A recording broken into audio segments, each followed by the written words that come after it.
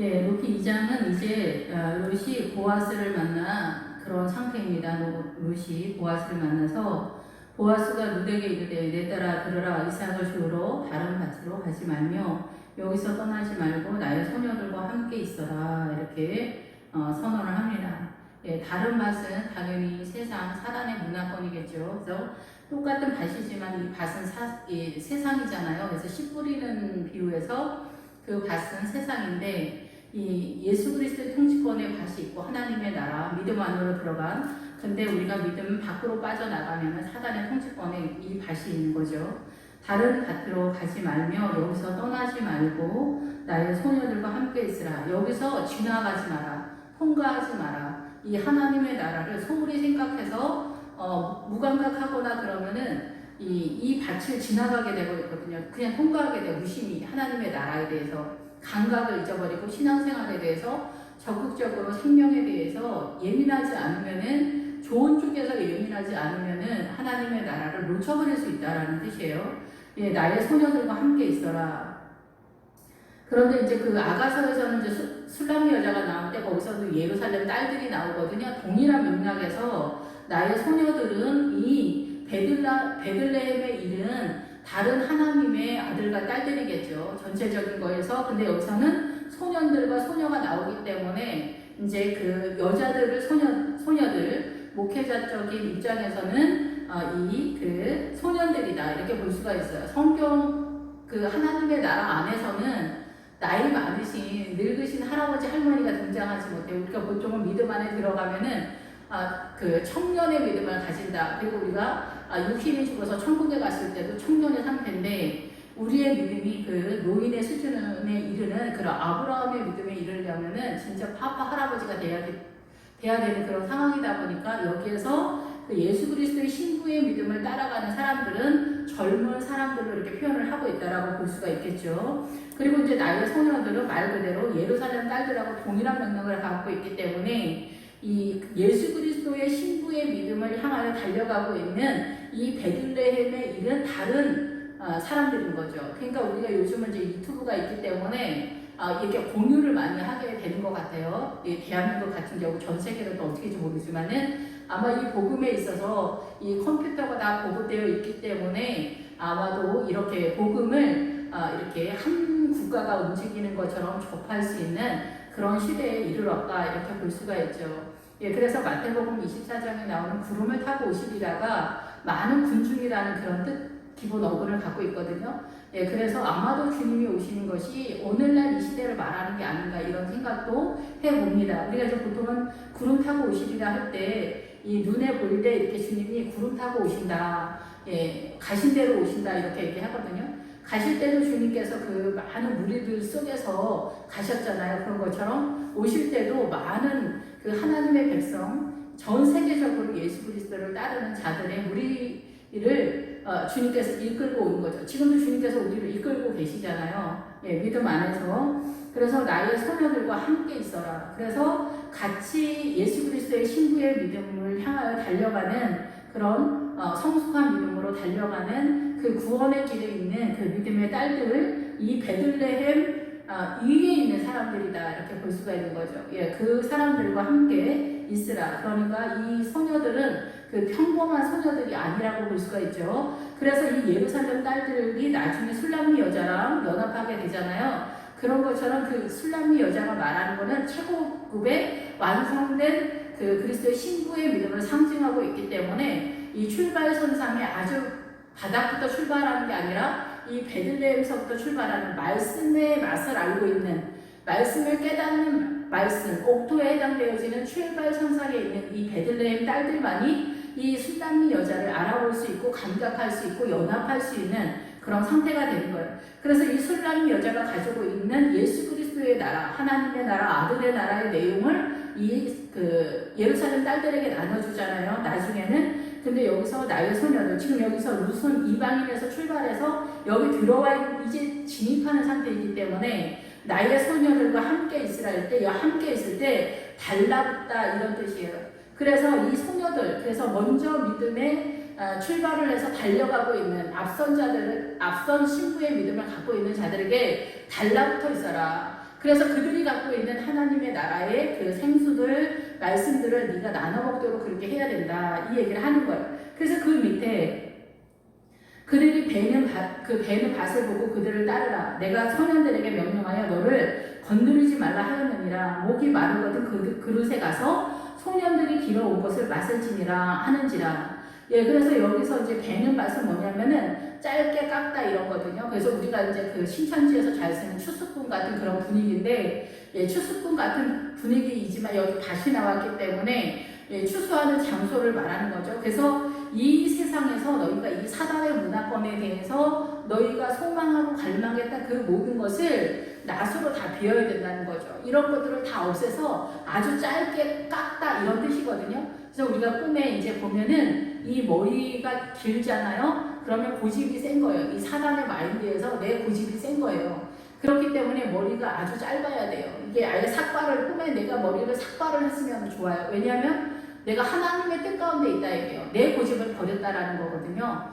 그래서 우리는 이제 여리고석에 가면은 여기서도 이제 조금 더 말씀 복음곡식 할 때 나오겠지만은 우리는 하나님의 나라에 그 금과 은, 남녀노소, 동철기구, 양과 염소, 뭐 나귀 이런 모든 것들을 하나님의 곳간에 넣어라 이렇게 얘기하거든요. 창고에 넣어라 이렇게 하나님의 창고에 넣어라. 거기가 보물 창고가 있는 예수 그리스도를 하나님께 다 넘기는 그런 상황이에요. 여리고성에 있는. 그래서 우리가 살고 있는 이 세상의 모든 것들을 아버지께 위탁을 해야 돼요. 다 넘기고 그때그때마다 주님의 뜻 가운데만 살아야 돼요. 그것이 이제 여리고성에서 말하는 거거든요. 그래서 이것이 우리의 사고 속에서 훈련돼야 돼요. 우리는 뭐 열심히 해라, 순종해라, 복종해라 이런 얘기하지만 하이팅해서 될 수 있는 게 아니에요. 그래서 우리는 보통 요단강 전에는 하이팅하는 믿음을 갖고 있는데 그 요단강을 건너가고 나면은 너희들의 그 하이팅, 너희들에게서 나오는 그 최선 이런 것들 다 나한테 넘기고 다시금 신앙을 새롭게 잡아야 되는데 이 사고가 우리의 마음이 항상 나의 최선 속에 우리가 열심 속에 이 신앙의 자리를 잡고 왔기 때문에 이거를 주님께 넘기는 작업을 이 사고 속에서 계속 습관처럼 해야 돼요. 그것이 우리가 되새김질 부정한 자, 정한 자 나올 때 그 정한 자의 소가 되새김질을 하잖아요. 그런 것처럼 말씀을 계속 되새겨서 그 말씀이 내 것으로 되는데 그것을 깨닫게 해서 그 내용이 주님께 위탁한다. 주님께 다 맡긴다. 라는 그런 뜻이에요. 그래서 여기서 베는 밭을 보고 그래서 모든 크리스찬들은 이 세상에 대한 야망, 보암직도 하고 먹음직도 하고 지혜롭게 할 만큼 탐스럽기도 한 우리의 욕심을 따라 갈망되어지는 이 세상의 모든 반짝반짝하는 그 모든 것이 선악과예요. 그러니까 이 세상의 모든 것이 이 세상이 그러니까 에덴 동산이면서 여기서 선악과가 우리가 좋아하는 게 선악과인 거예요. 그것을 따먹을 때 죄가 점점점 들어와서 사단이 우리를 더 강력하게 조이고 억제하고 통치하는 그런 상태이고 우리가 한 발자국만 나가도 이 사단의 문화권에서 다 그물에 걸리게 되는 거예요. 문화 전통 속에서. 그래서 이런 것들을 다 잘라버리는 그 밭이다라는 거예요. 여기서 베들레헴 이상 들어온 사람들, 말씀의 맛을 알고 있는 사람들은 이 말씀 속에서 깨달아서 이 사단의 그 세계의 이 문화 전통, 가치관, 이념, 사상 이런 모든 것들을 버리는 작업을 최종적인 고급한 믿음은 이 사고 속에서 나타난다는 거예요. 우리가 예수 믿으면서 속고 있는 것 중에 하나가 뭐냐면은 우리가 예수를 믿을 때 머리로 믿는 거 아니다 이렇게 말하는 게 뭐냐면은 사단의 유언비어예요.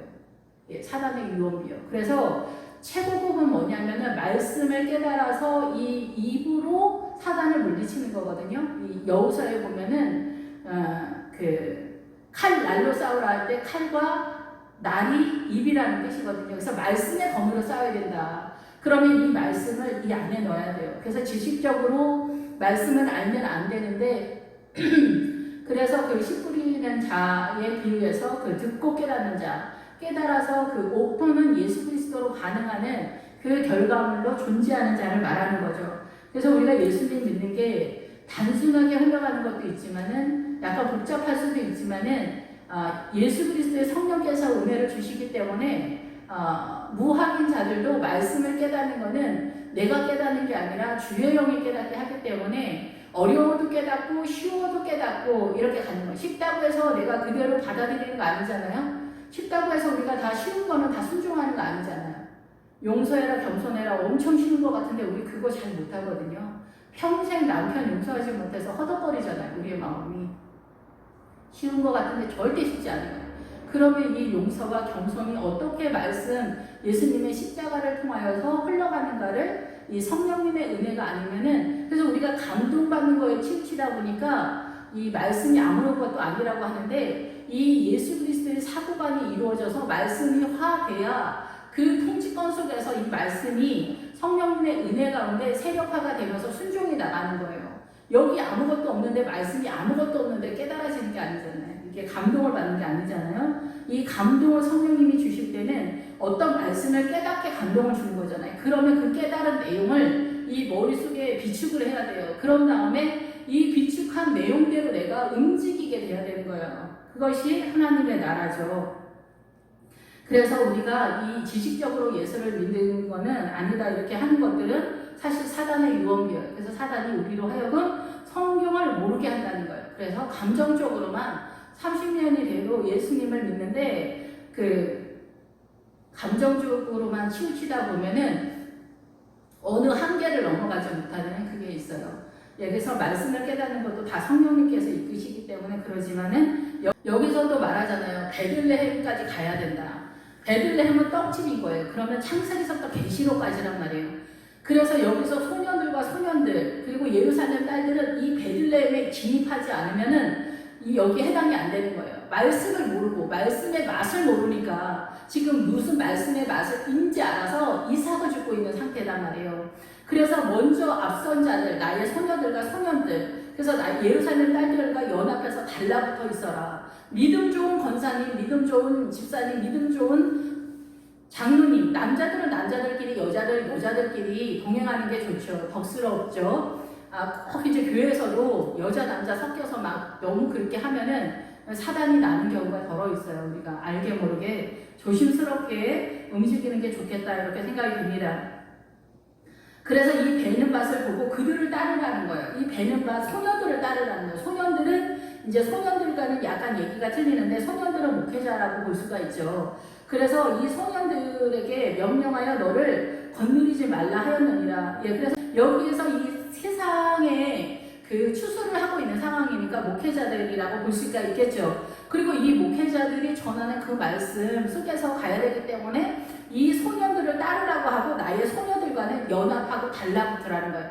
믿음이 좋은 예루살렘의 딸들에게는 달라붙어 있고 이 소년들은 따르라는 거예요. 그 뒤를 따르라는 거예요. 그래서 목회자가 말하는 그 말씀, 생수를 전할 때 그것을 따르라는 거예요. 그리고 이게 말씀을 받았으면은 그거를 각 집에 다 흘려보내잖아요. 성도들의 가정에 이 목회자가 예배 시간에 말씀을 전하면 그 생수의 말씀을 성도들이 다 먹고 가정 속에 가서 믿음으로 세우잖아요. 각 가정을. 그런데 이 각 가정에 세울 때 목회자는 전체적인 입장에서 정석대로 말씀을 선포하는 거예요. 그러면 각 집집마다 다 조금씩 틀리겠죠. 내용이 적용할 때. 그러면 그 적용을 누가 하냐는 거예요. 적용을 엄마, 아빠, 집사, 권사, 장로님들이 할 거 아니에요? 근데 그거를 적용할 수 있는 실력이 없으면 어떻게 됩니까? 이 예루살렘에 이르지 못하는 거예요. 그러니까 모든 성도는 반드시 이 예루살렘에 진입이 돼야 돼요. 그래서 각 가정의 말씀을 적용하는, 그리고 개인도 이 말씀을 자기 학대에 적용하는 이 되새김질이 계속 있어야만 말씀이 우리의 영혼 속에 스며들어가고 어린 양의 성전을 세우는 그런 상태가 된다는 거예요. 그래서 제가 늘 말씀을 드리지만은 사사기 7장에 가면은 7장 마지막 부분에 가면은 25절에 기드몬이 영적 전쟁을 할 때 미디안을 공격해 들어갈 때 오렙과 스웹을 죽일 때 이 오렙과 스웹이 두 뱀을 오렙과 스웹을 죽이는데 오렙은 바위에서 죽이고 스웹은 포도주 틀에서 죽인단 말이에요. 그래서 이 오렙은 바위에서 죽인다는 건 말씀에서 죽인다는 거예요. 우리가 창세기서부터 계시록까지 말씀을 알면은 이게 오렙은 검은 까마귀라는 뜻이에요. 그래서 이게 소소한 검은 까마귀는 우리가 이제 인간적으로 또 까마귀가 내 머리에 앉지 못하게 하잖아요. 이렇게 쫓을 수 있잖아요. 까마귀나 새가 내 머리에 앉지 못하도록. 그런 것처럼 검은 까마귀니까 검은 세력이고 어둠의 세력이겠죠. 그럼 이 어둠의 세력이 웬만한 것들 있잖아요. 이 까마귀 정도의 어둠은 이 말씀 속에서 너무 이렇게 다 쫓겨간다는 거예요. 내가 속지 않으니까. 그렇지 않아요? 그래서 우리가 꽃뱀이나 제비들이 얼쩡거려도 걔네한테 넘어가지 않을 수 있는 그런 거를 갖고 있으면은 우리 같은 사람은 꽃뱀하고 뭐 제비가 들러붙지도 않겠지만 돈이 없으니까. 근데 어쨌든 그것도 다 그 사람들도 이게 어디 먹이가 있는가를 보고 들어가는 거 아니에요? 이 사단도 마찬가지예요. 얘는 넘어갈 것이다, 안 넘어갈까를 보고서 들어온단 말이에요. 그런데 창세기서부터 계시록까지 말씀을 내가 아는 만큼 이 오앱을 공격한다는 거예요. 바위가 예수 그리스도를 상징하잖아요. 이 바위 위에서 오랩이라고 하는 방배를 쳐 죽였다는 얘기가 아니에요. 예수 그리스도의 말씀, 예수 그리스도가 반석이니까 예수 그리스도로 구약이 신약으로 어떻게 십자가를 통하여 전환되는가를 깨달아야 돼요. 그래야 적용이 되잖아요. 그러니까 목사님은 정석적으로 전달한단 말이에요. 성경도 정상적으로 선언을 하기 때문에 개념적으로 주제적으로 선포를 하는 거예요. 여기서도 딱 말해서 오래 빨려서 딱 죽인다. 예수 그리스도의 반석 위에서 제가 이거만 설명하는 거지. 우리 집 안에 까마귀의 내용이 구체적으로 어떻게 돌아가는지 집사님, 권사님, 장로님이 알아야 될 거 아니에요. 그래야 우리 남편, 자식들, 아내한테 적용을 시켜서 사단을 내줬잖아요. 자녀들이 헛소리하거나 이러면은 우리 사랑하는 딸 그거는 하나님께서 이렇게 말했어. 이렇게 얘기하는 거야. 아들이 장가가기 싫다.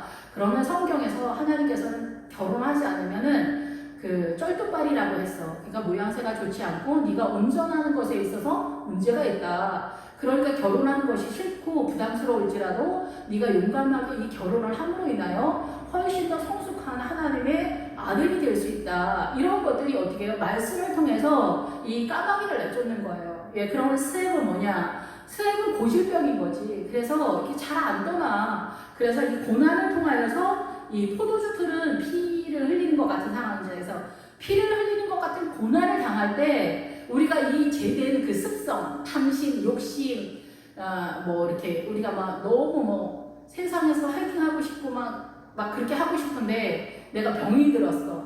그럼 어때요?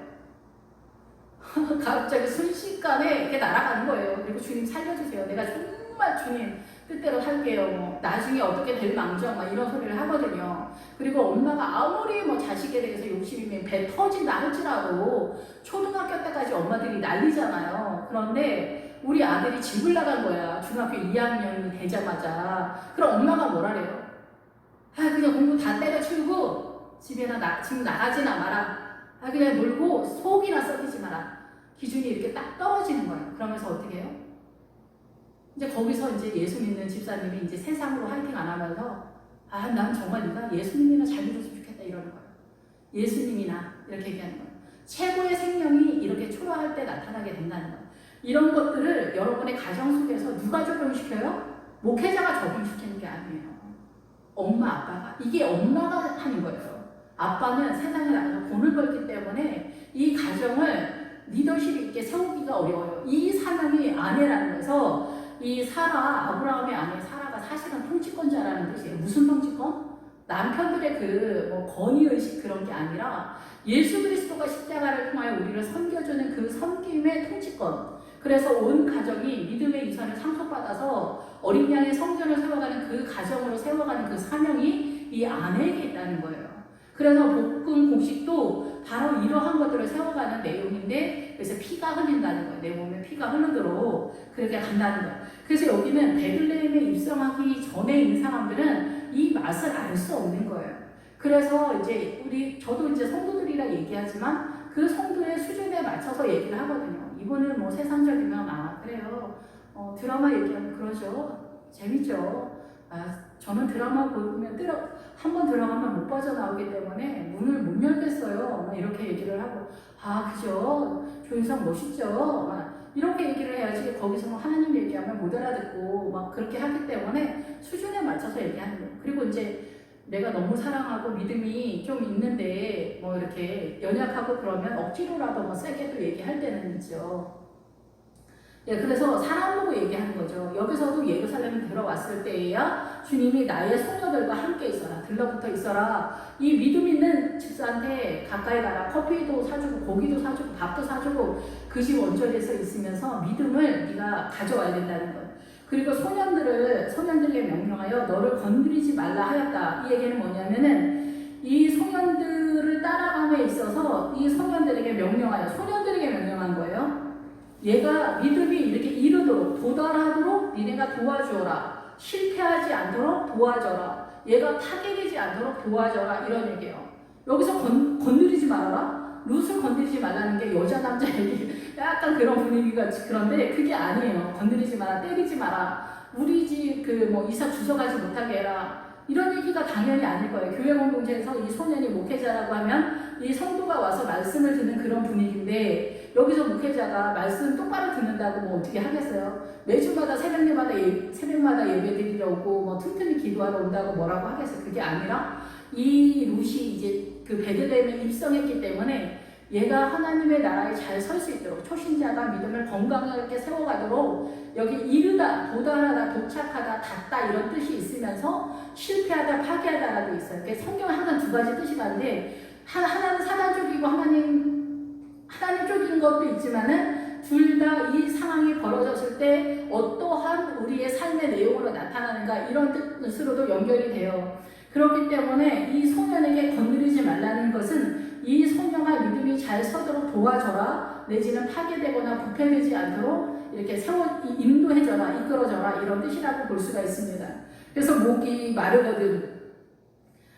이 룻은 이제 베들레헴에 입성했기 때문에 목이 마르잖아요. 하나님의 나라에서 목이 마른데 자기가 이 생명수를 길어다 먹을 수 있는 그런 실력이 아주 부족한 상태인 것 같아요. 그러니까 이 생명수, 물이 모자란다는 건 물은 생명수잖아요. 예, 그래서 우리 사람이나 나무나 모든 것이 물에 살아있는 존재는 물이 함께 하잖아요. 그래서 이 물이 없으면은 이 뼈가 중요하지만은 이 물이 없으면 죽는 것처럼 뼈는 말씀에 해당된다고 보고 물은 생수라고 보고 성령님인 거죠. 성령님의 은혜로 공급되어지는 그런 상태인데 물이 있어야 존재하잖아요. 그래서 목이 마르면 하늘에서 기도하면서 이 성령님의 은혜로 물을 끌어올 수 있는 실력이 이 초자 베들레헴에 입성한 룻에게는 어려우니까 목회자가 갖고 있는 그 생수를 나눠주라는 거예요. 저 사람들이 벌써 이미 떠나놨다. 이 사람한테 이 성령 충만한 게 있다. 이 사람한테 하나님의 말씀을 갖고 있다.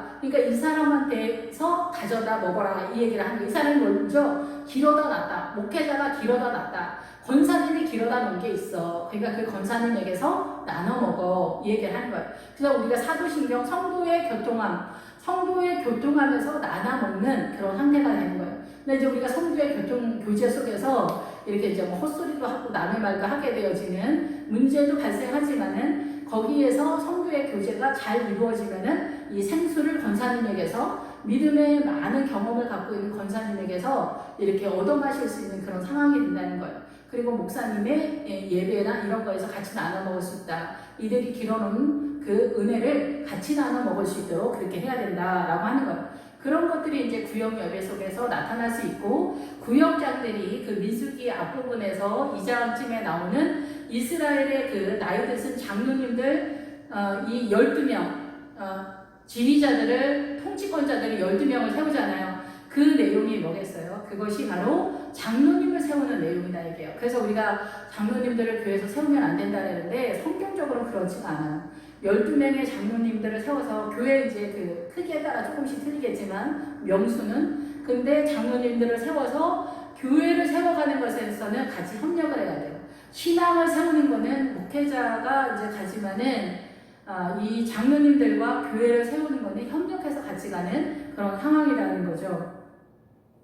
그래서 네가 목이 마르거든 소년들이 길어온 것을 마셔라. 같이 마셔라. 이렇게 말씀하고 있습니다. 룻이 엎드려 얼굴을 땅에 대고 절하며 그에게 이르되 나는 이방 여인이거든. 나는 이방에 속해서 아무것도 알지 못하고 이스라엘이 아닌데요. 이스라엘 사람들이 이방 사람들은 개돼지다 이렇게 생각을 했거든요. 근데 그렇지 않은 거예요. 오히려 이방 여인이 지금 말론과 기론이 짓고 이스라엘에 해당되어지는 이 룻기 1장에서 이스라엘이 짓고 그 믿음의 바톤을 오히려 이방 여인인 룻이 받아서 결국은 지금 이제 이스라엘이 메시아니고를 돌아오는 그들도 이 이방 여인에 해당되어지는 그런 상태처럼 이 복음을 받아들이는 그런 상황이 됐다는 거죠.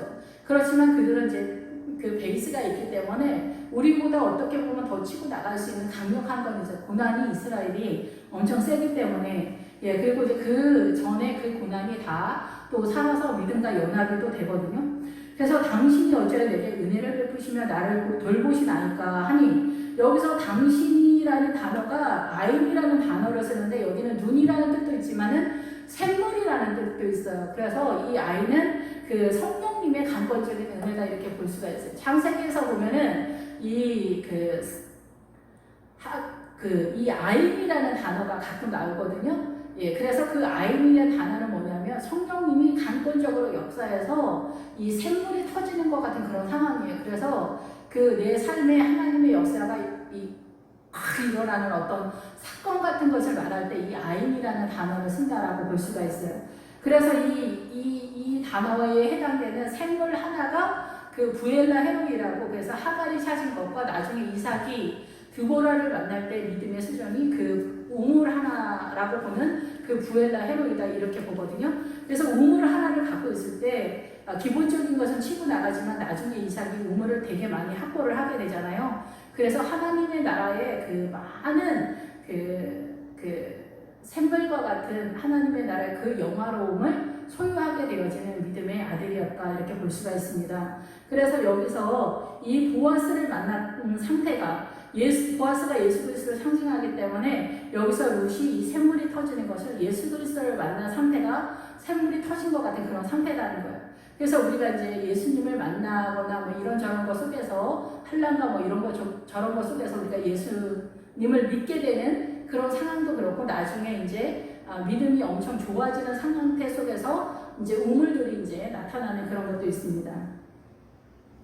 그래서 이제 은혜를 베푸시며, 은혜는 그래서 이 당신이라고 하는 아임이라고 하는 이 단어 속에서 나오는 샘물은 하나님의 나라를 맛보아 알았다라고 볼 수가 있는 거고, 그것을 은혜다 이렇게 표현을 하는 거예요.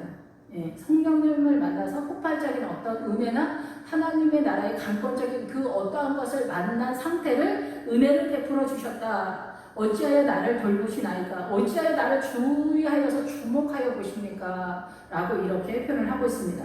보아스가 그에게 대답하여 이르되 내 남편이 죽은 후로 내가 시어미에게 행한 모든 것과 내 부모와 고국을 떠나 전에 알지 못하던 백성에게로 온 일이 내게 분명히 알려졌다 이렇게 선언을 하고 있습니다. 보아스가 예수 그리스도께서 이제 이 룻과 같은 성도를 만났을 때 말하는 거예요. 내 남편이 죽은 후로. 여기서는 이제 이스라엘을 말하지만은 이제 우리는 내 남편이 누구겠어요? 사단이죠, 사실은. 이 이방인들에게. 사단이 우리 남편, 보통은. 예, 그런데 나중에 이제 이 사단과 이혼하고 예수 그리스도와 결혼하는 그런 상태가 된다는 거죠.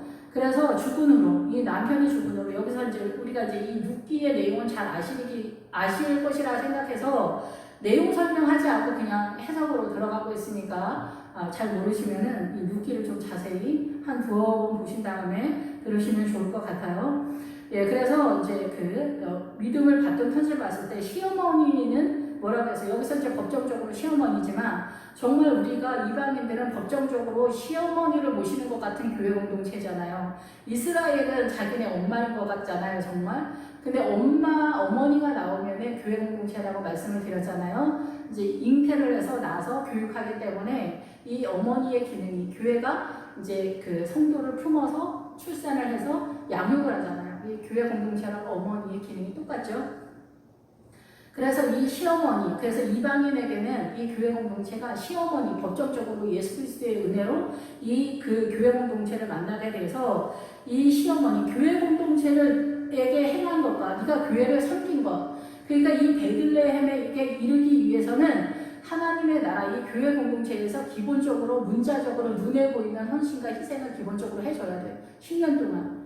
예, 그러면 이 10년이 꼭 10년 악으로 맞춰라. 그게 아니라 10년 이쪽 저쪽에서 어느 정도의 믿음의 그 속도는 사람들마다 틀릴 거 아니에요?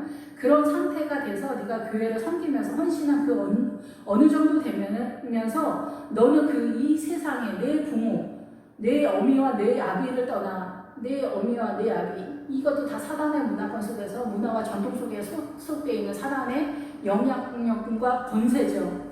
그 부모가 고집하는 이 세상 마인드를 버렸다는 거예요. 그래서 뜻을 따르지 않았다. 아버지의 뜻을 따라, 이 하나님 예수 그리스도의 뜻을 따라서 그것도 버리고 고국도 버렸다는 거예요. 너가 태어난 그 출생지에 그 사단의 권세이기도 하지만 국가이기도 하고 그 아버지의 이 사단의 모든 문화 전통의 모든 것을 버리고 네가 전에 알지 못하였던 백성에게로, 이 전에 알지 못했던 백성이 여기 소녀와 소년들 하나님의 나라의 성도들인 거죠. 그리고 믿음의 내용인 거죠. 예, 우리가 전혀 알지 못하잖아요. 예수 믿기 전에 이 하나님의 나라가 어떻게 되는지 전혀 알지 못하잖아요. 그곳으로 왔다는 거예요. 여기가 베들레헴, 더군다나 베들레헴에 입성했기 때문에 이 말씀을 맛보아 아는 그런 상태가 된 수준에 이르렀으니까 주님께서 전에 알지 못하던 백성에게로 왔다. 네가 여기 왔기 때문에 내가 분명히 알려줬다. 분명히 알려줬다. 이 분명히 알려줬다라는 뜻은 무슨 뜻이냐면은 네가 나의 정면에 서게 됐다. 우리가 부부지간에는 서로 마주본다. 배필이 그런 뜻이거든요. 아내가 남편 맞은편에 섰다라는 뜻이에요. 그러니까 우리가 선악과를 먹고 나서는 이 죄가 들어오면서 남편과 아내가 주종의 관계로 틀어진 관계가 됐어요. 사단의 문화권에서 사단의 정신, 사단의 통치권의 내용이 그렇게 틀어졌다는 거예요. 십자가가 오면서 이 틀어진 관계를 다시 회복시켜야 되는 거죠. 그것이 너와 내가 서로 사랑하는 사명이 들린 정면에 서서 서로 협력하면서 하나님의 나라를 세워가는 그 존재다라는 거예요. 쉽게 말하면 평등하다고 일단 치고 가는 게 좋겠죠. 이 평등의 개념은 약간 아니긴 하지만 어쨌든 그래서 그 분명히 알려졌다라는 건 네가 정면에서 내 눈에 확실하게 띄었다는 거예요.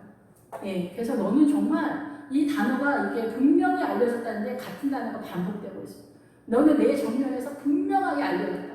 너의 믿음이 이렇게 드러났다. 나오미가 이 예루살렘에 있었으니까 네가 나오미가 아니냐 이렇게 했다. 그 나오미가 아니냐가 여기에서 볼 때는 룻이라고 볼 수가 있겠죠.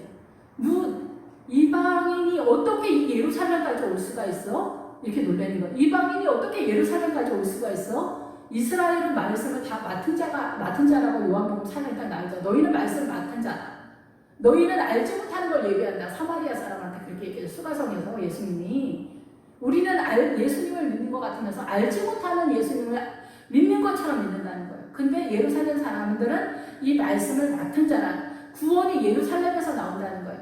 그래서 이스라엘을 표면적으로는 표현하지만 실제적으로는 이 새 예루살렘 성 계시록에 나오는 그 예루살렘의 믿음에 중요한 믿음을 갖고 있는 자들에 대한 얘기하는 거예요. 구약에서는 예루살렘인데 신약에서는 새 예루살렘. 왜 그럴까요? 구약의 예루살렘의 믿음을 가진 자를 얘기하는데 이 예루살렘의 믿음을 예수 그리스도와 연합되어진 그 예루살렘의 믿음이 새 예루살렘인 거예요. 이 예루살렘에 있는 성도들의 믿음을 이 새 예루살렘 성의 믿음이다 이렇게 표현을 하고 있거든요. 예, 그래서 이 여자가 분명히 알게 됐다. 룻이 베들레헴에 도착하면 여러분들이 창세기서부터 계시록까지 말씀을 맛보 알아서 이 듣고 깨달은 내용으로서요. 문자적으로는 것이 아니라 지금 룻기 하지만 이 룻기 시어머니하고 며느리 얘기하는 게 아니라고 말씀드렸잖아요. 이러한 것들을 깨달아야 돼. 시어머니 잘 모시는 것도 중요하죠. 그것도 나쁜 건 아닌데 시어머니 잘 모시는 것과 교회를 잘 섬기는 것과는 차이가 어마어마하잖아요. 이 말씀을 듣고 깨달았다라는 것은 이만큼 차이가 있는 거예요. 문자적으로만 이해를 하면은 힘이 너무 약한 거예요. 예, 그러죠? 그런데 우리가 이거 보다 더 이 생명의 말씀을 이 룻기를 이 어머니가 교회라고 하면은 말씀을 깨달아서 베들레헴에 이르면 이 풍성함으로 시어머니를 얼마든지 사랑할 수 있는 그런 수준의 며느리가 될 수가 있겠죠. 예, 그죠?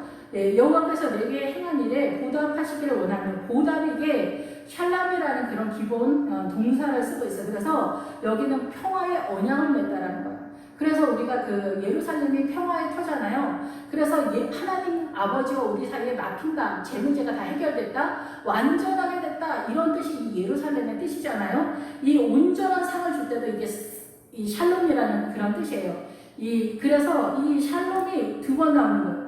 주님이 너에게 보답을 해주는 게 뭐냐면 우리 식구도 이 세상에서 이제 나중에 나를 높여주시겠다 이게 아니라 내가 너를 제 문제를 다 해결해줘서 내가 너와 평화의 언약을 맺는다. 이것이 솔로몬의 이름이고 술람미 여인의 이름이에요. 솔로몬의 여성형이 술람미예요. 그러니까 솔로몬을 상징하는 건 예수님이고 이 솔로몬의 여성형인 술람미가 솔로몬인 거예요. 이해가 되시죠? 그러니까 이 술람미 여자나 우리나 다 그리스도의 신부의 믿음으로 나아가는 그 어느 지점에 있는 거예요. 노중에 있는 거죠. 이게 구원에게 생명의 이렇게 어느 지점에 있는 그런 상태라고 볼 수가 있습니다. 예, 그래서 보답해 주십니다. 평화의 언약을 맺었다. 이제 예, 그래서 평화의 언약을 보답하시기를 원한다. 최종적인 그런 믿음에 새 예루살렘의 완성 단계에 이르기를 원한다. 축복해주기를 원한다. 이스라엘 하나님 여호와께서 그의 날개 아래에 보호 받기를 받들어 온 내게 네가 나를 찾아왔자. 우리가 그러니까 믿음이 있는 집사님, 권사님 이런 분들 다 아시죠? 이렇게 믿음을 따라 가는 게 너무 어렵다는 걸 중간 어디쯤에서 포기하고 싶은 그런 날들이 되게 많잖아요. 진짜 남편이랑 이혼을 하고 싶다. 뭐 하루에도 12번도 더 생각한다고 이렇게 얘기하고, 남편들은 이 직장 나가는 게 어려워서 사표를 12번도 더 쓰고 싶다.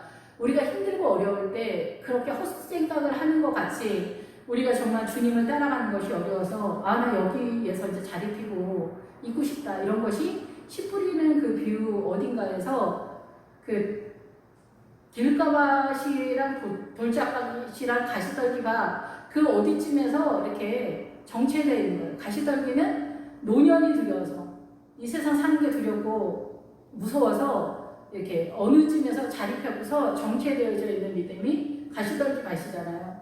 이런 것들이 다 우리가 중간에 포기할 수 있지만은 여기 왔다는 거, 여기까지 왔다는 거, 이 롯이 왔다는 거, 이 베들레헴에 이르렀다. 모든 성도가 힘들고 어렵고 척박함으로 터덜거리면서 여기까지 왔다는 거예요. 저도 그렇고 뭐 다른 성도님들도 다 그러죠. 믿음 생활하는 게 그냥 뭐 아무 생각 없이 예수님 할렐루야 아멘 이렇게 가시는 분들도 많아요 사실. 근데 여기 베들레헴에 이르는 믿음은 리더들이라고 볼 수가 있죠. 최소한 구역장 정도는 해야 되겠죠. 구역장 정도.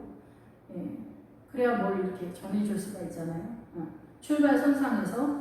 그래서 이 온전한 상 주시기를 원한다. 그래서 완전에 이르는 상태의 샬롬이라는 거. 완전한 샬롬을 이루는 상태에 상 주시기를 원한다. 그래서 이 상은 뭐냐면은 임금이다 사실이지만은 기본 어구는 고용하다라는 거예요. 고용해. 그래서 우리가 이 세상에서 의사, 판사, 변호사 뭐 이런 거 너무 멋있어 보이니까 내가 뭐 자발적으로 뭐 이제 그 고3 때나 고등학교 때 뭐 그 잠도 한두 시간씩 자면서 막 그렇게 공부하는 거 아니에요? 그리고 그 의사의 명예와 이런 것이 너무나 좋으니까 어때요? 그 의사가 돼도 막 공부도 막 수업료도 엄청 비싸고 막 공부도 막 그 다른 애들은 4년이면 졸업하는데 6년 다니고 뭐 그 이상도 뭐 레지던트 뭐 전문의 따고 막 그냥 뭐 10년 공부 막 진짜 고등학교 3학년 같은 그 세월을 15년 이상을 해야 되잖아요. 그래 의사가 되잖아요. 그런데 뭐 이제 뭐 하여튼 어쨌든 그거에 영예가 있으니까 그렇게 하잖아요. 근데 하나님의 나라가 정말 대단하다고 생각하면은 어떻게 목회자가 안 되겠어요. 근데 뭐 청년 때 그게 보이나요? 사실 잘 안 보이죠. 나이 들어서도 잘 안 보이기 때문에 자식이 목회 길을 가겠다 그러면은 들어 눕잖아요, 부모님들이. 그런 것들이 우리의 가난한 믿음을 증명하는 거죠. 나 믿음 이렇게 없어. 그래서 이제 아들이 뭐 목회 길을 가겠다라고 들어 눕지요. 그래서 제가 아는 분도 그 선교사로 딸이 가서 엄마가 의절을 했다라고 하더라고요. 권사님인데 우리 이렇게 있습니다. 이렇게 온전한 상 주시기를 원합니다. 이 온전한 상 받기가 이렇게 어려워요. 그래서 이 뒤에 나오는 볶음곡식을 주거든요. 이 볶음곡식이 이 온전한 상을 받을 때 같이 등장하는 단어예요. 천하게 되다라는 뜻이에요. 볶음곡식. 딱 들어도 이 곡식을 들듣잖아요. 그래서 이 뜻은 하갈이 그 사라를 피해서 도망갔을 때 하나님이 내 주인 여주인에게 가서 복종하라가 그 천하게 되다라는 그런 뜻이거든요. 그래서 어떠한 핍박과 순모와 멸시를 받고 목회길이 간 사람 다 또 가난하니까 형제들도 오는 것이 불편하죠. 돈 끌어오고 돈 달라고 하는 것처럼 들리기 때문에 이 목회자들은 다들 성도들도 불편해요. 설교할 때나 멀리서 봐야지 가까이 오면은 엄청 싫어하거든요. 그래서 이러한 것들을 꼭 목회자가 돈 달라고 하는 것 같고 막 이렇게 하기 때문에 이게 싫단 말이에요. 그래서 이 수모와 천하게 되는 삶을 사는 그런 형상이 우리의 삶의 내용 속에 있단 말이에요. 권사님들, 집사님들도 예수 잘 믿으면 이런 증세가 나타나게 돼요. 우리 삶 가운데 주님을 쫓아가면 이렇게 나타나게 돼요. 자연스럽게. 그래서 루시 이르되 내 주여 내가 당신께, 이게 여기도 아인이라는 단어에서 은혜의 길을 원합니다. 주님께 은혜를 얻기 원하는데 이렇게 하나님의 나라를 감격적으로 알기 원한다. 난 정말 하나님의 나라를 알기 원한다. 예수님 알길 원합니다. 그 풍성한 성령님의 그 은혜를 알길 원한다라는 그 은혜를 말하는 거예요. 나는 당신이 하녀 중에 하나와도 같이 못하오나 여기 예루살렘 딸들, 여기 소녀들, 주님을 따라가는 이 성도들 같이 못하오나 나를 위로하시고 마음을 기쁘게 하는 말씀을 하셨나이다 하니라. 그래서 여기 소녀와 소년이 나올 때는 그 주변에 사자가 으르렁거리다 이런 뜻이 있고 흔들리다 막 이런 뜻이 있어요. 왜냐하면은 기본적으로는 사자가 으르렁거리다라는 뜻이 있는데 기본 어근에 이제 흔들리다 막 이런 뜻이 있어요. 청년 때는 그 경험이 많지 않아서 요동하는 믿음이 있다. 요동하는 연약함이 있다는 거고 이 사자가 으르렁거리니까 그 연약함 속에서 이 사자가 공격하려고 전투 태세를 갖고 있다 이렇게 보는 거죠. 예. 그래서 그런 상황에서 우리가 믿음을 가기 때문에 굉장히 어렵죠. 가는 그 생명의 길이 어려워. 그래서 주님은 좁은 길이다 이렇게 얘기하는 거예요. 이게 길만 좁은 게 아니라 이게 눈에 보이지도 않는 그 좁은 길과 이 인간의 힘으로는 갈 수 없는 그런 좁은 길이에요. 주님이 저한테 말씀하신 그 좁은 길은 우리가 이제 기본적으로는 이제 힘들고 어려운 건데 땅속 굴로해서 막 요만한 굴로만 이렇게 지나가야 되고 막 이런 거더라고요. 그래서 이러한 것들은 기도를 하면서 기도를 엄청 많이 하면서 가야 뚫고 지나가는 그런 길이에요. 그 길이. 그래서 기도 생활을 안 하는데 뭐 주님을 따라간다? 있을 수가 없죠. 말씀을 모르는데 주님을 따라간다? 있을 수가 없는 거예요. 그래서 여기서 오르바에 해당된다는 거예요. 말씀과 기도에 연연해 하지 않는 사람들은 이 오르바에 해당되는 믿음이다. 그래서 그 오르바, 너의 신, 너의 백성, 너의 어머니의 그 나라로 돌아가라 이러잖아요. 결국 오르바의 믿음은 뭐냐면 교회를 다니지만 그의 통치권은 사단적이다라는 거죠. 그래서 오르바의 뜻은 이 앞머리라는 뜻이에요. 그러니까 약간의 앞머리 정도만 주님의 통치를 받고 나머지는 다 사단한테 통치를 받는 그런 성도다 이렇게 볼 수가 있습니다.